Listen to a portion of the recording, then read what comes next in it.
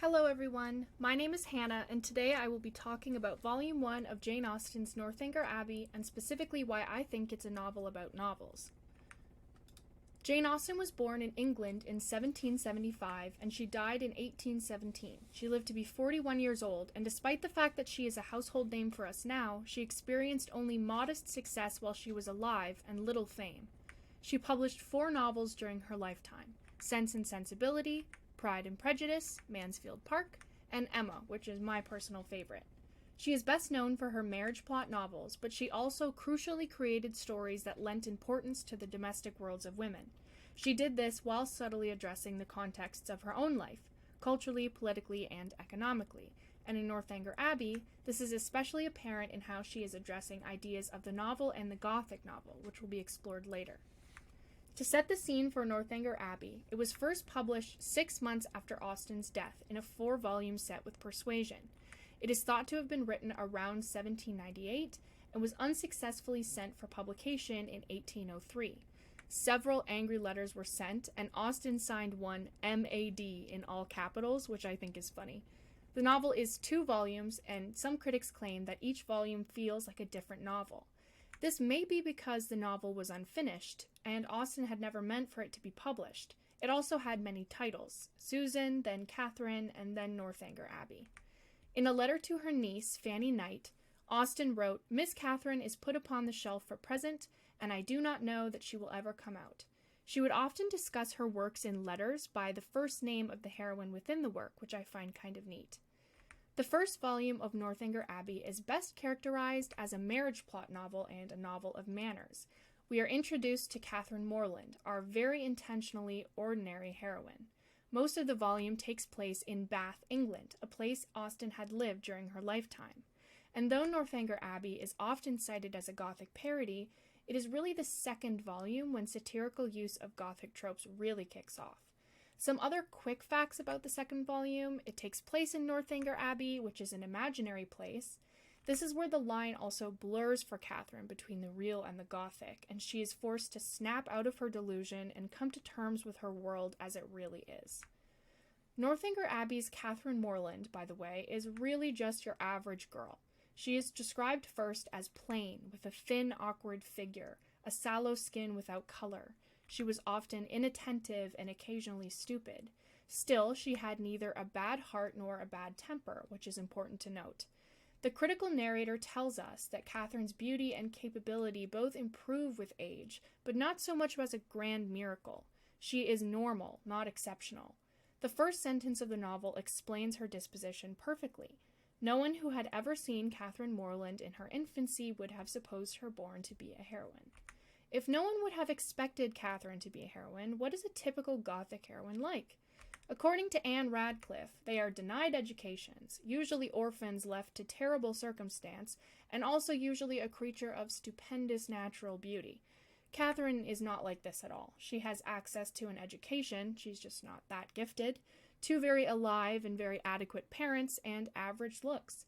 By writing her Gothic heroine this way, Austen is immediately subverting expectations. Catherine's immediate description does not contain the whole of her character, however. Before ever reaching Northanger Abbey in Volume 2, Catherine's unique set of characteristics and interests take turns affecting the plot. I thought I would quickly mention some plot-important facts about Catherine, like how she becomes obsessed with reading, especially Gothic novels, and this ties in with her very interesting reliance on her new companion Isabella Thorpe. She is very naive, and this makes her completely unaware of much that is happening around her, including the feelings and intentions of others, like John Thorpe. And though she was raised well by her parents and had everything she needed, Austen might just be suggesting that her sheltered upbringing has been a detriment in some ways. She is not especially excellent at anything, this includes being well-mannered, but still with her flaws, I think she is easy to root for, though this is often debated. Side note, I am using quite a few shots from the 2007 film adaptation of Northanger Abbey, because I think some of the choices made visually to represent the characters are pretty interesting. Costume designer Grania Preston does a fantastic job distinguishing Catherine from Isabella with clothing. Catherine is usually dressed in light colors and modest cuts, highlighting her innocence and naivete, whereas Isabella is dressed in more attention-grabbing colors and often showing off her cleavage, which is interesting visual foreshadowing. The activity that Catherine and Isabella enjoy doing together most is reading novels. Northanger Abbey makes clear how Catherine's inherent obsession with reading changes how she thinks about her relationships and her world. For example, Catherine's proposed love interests. How do they feel about novels? Well, John Thorpe says, novels are so full of nonsense and stuff, they are the stupidest things in creation. But on the contrary, Henry Tilly's opinion is that the person, be it gentleman or lady, who has not pleasure in a good novel, must be intolerably stupid. So I wonder which one she ends up with. Northanger Abbey contains a multitude of references to other literature, like The History of Sir Charles Grandison by Samuel Richardson, and of course, The Mysteries of Udolpho by Anne Radcliffe. The narrator has an interesting function in this novel, at sometimes feeding into the Gothic delusion, ripping us out of it, inviting us to laugh and then to shake our heads, or, in all seriousness, sitting us down and debating with us the importance of the novel as a medium. She is always there, building a personal relationship with the reader. Her language is intended to make us wonder if we are, in fact, the reader or a confidant. She is a parodist of Gothic and sentimental romance, who both creates and defeats conventional fictional expectations. She is also very ironic, a kind of satiric meta-commenter, though most times she is serving as the voice of reason, especially when Catherine is the most unreasonable. This is a rhetorical strategy that at some points distances the reader from Catherine. This may be why some critics deem her so unlikable.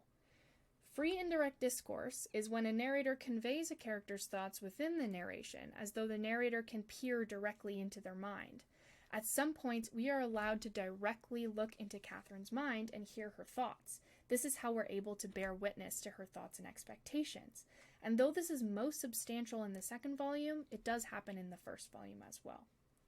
An example of how this narrator uses free indirect discourse is in chapter 3, when the narrator says that whether Catherine thought of Henry cannot be ascertained. Of course, this forceful redirection makes clear that Catherine is absolutely thinking of him, even if the narrator hopes that it isn't true. Here's a piece of the defense of the novel from chapter 5, which I'm going to try to break down without just reading it out. The first part I have selected describes a frustration with other authors who write novels but do not include or reference them anywhere within their work. The narrator says, "Why desert each other when we are already an injured body? They're injured because their craft is not taken seriously by some."